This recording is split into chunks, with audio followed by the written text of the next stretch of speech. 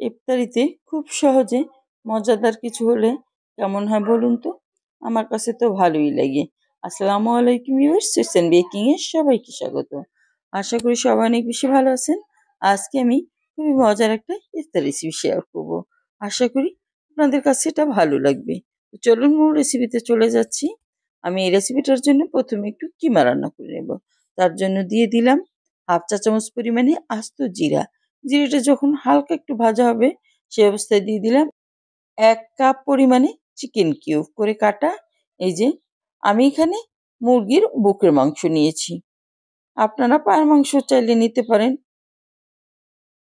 তারপরে দিয়ে দিলাম কালো গোলমরিচের গুঁড়ো সামান্য পরিমাণে, চিলি ফ্লেক্স সামান্য পরিমাণে,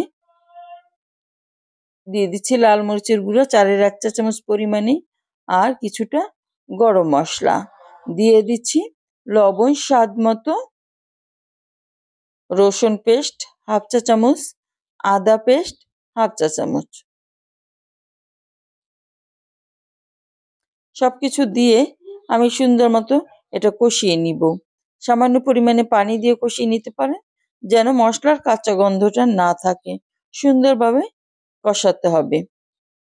এই যে তারপরে দিয়ে দিলাম কিছুটা কাঁচামরিচ কুচি, আর একটা বড় সাইজের টমেটো কুচি করে দিয়ে দিলাম। এখন ভালোভাবে নেড়েচেড়ে ঢাকনা দিয়ে আপনারা ৫-৭ মিনিট রান্না করে নিবেন। তারপরে দিয়ে দিবেন পেঁয়াজ কুচি। এখানে একটা বড় সাইজের পেঁয়াজ আমি কুচি করে দিয়েছি। ক্যাপসিকাম দিলাম হাফ কাপ পরিমাণে। সবকিছু দিয়ে আবারও সুন্দরভাবে একটু কষিয়ে নিতে হবে। যখন হালকা নরম হয়ে আসবে সে পর্যায়ে আমি দিয়ে দিলাম টমেটো সস আর চিনি ১ চা চামচ পরিমাণে। এতে এর স্বাদটা বাড়বে।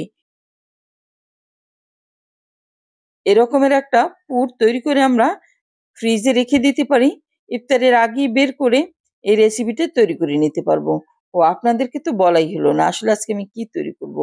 আজকে আমি তৈরি করব চিকেন চিজে ভরপুর একটা স্যান্ডউইচ রেসিপি। এটা ইফতারিতে বাচ্চারা বড় সবাই কিন্তু অনেক পছন্দ করবে। আমি কিছু পাউরুটি নিয়েছি। এখন চলে যাচ্ছি চুলায়। চুলায় হালকা তেল দিয়ে প্যানে আমি বসিয়ে দিচ্ছি পাউরুটিগুলি।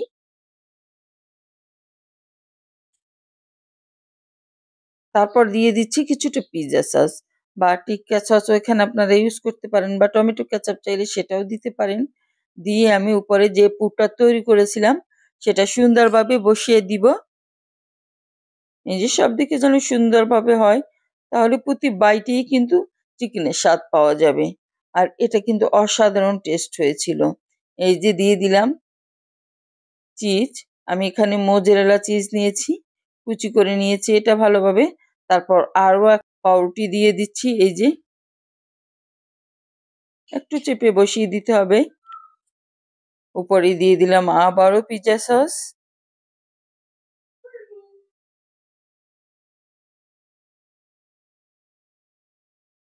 ভালোভাবে মাখিয়ে দিতে হবে। তারপর দিয়ে দিলাম আবার সেই পুর। এটা কিন্তু খুবই অল্প সময় এবং খুবই তাড়াতাড়ি করে তৈরি করে ফেলা যায়। আর খেতেও কিন্তু ভারী মজার। আবারও চিজ দিয়ে দিচ্ছি। এভাবে করে আমি ৩ লেয়ার করে নিয়েছি। একইভাবে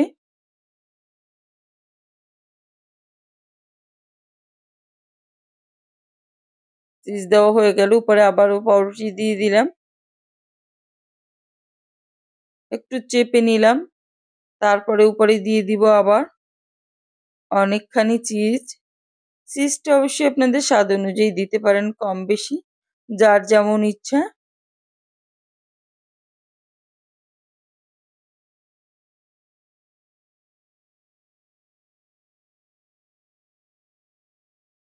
উপর দিয়ে আমি কিছুটা সস দিয়ে দিচ্ছি।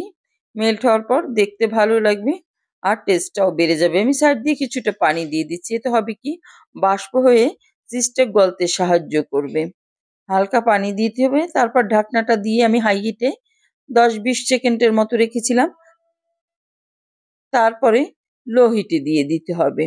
এই যে মিনিট ৩ লাগবে না, ২-২.৫ মিনিটের মধ্যেই এটা চিজগুলি মেল্ট হয়ে গেছে। আর রেডি হয়ে গেছে আমার চিকেন চিজে ভরপুর স্যান্ডউইচ রেসিপি। এই যে আমি একটু কেটেও দেখিয়ে দিচ্ছি এটা কতটা চিজি হয়েছে দেখুন। মাশাআল্লাহ, এটা কিন্তু দেখতে যেমন সুন্দর হয়েছে, খেতেও ভারী মজার। আপনারা অবশ্যই এবছরের ইফতারে এটা তৈরি করবেন। আমি একটু ছিঁড়ে দেখাচ্ছি এভাবেও। আশা করি আজকের এই সহজ রেসিপিটা আপনাদের অনেক বেশি ভালো লেগেছে। ভালো লাগলে বেশি বেশি শেয়ার করে দিবেন। সবাই অনেক বেশি ভালো থাকবেন। আল্লাহ হাফেজ।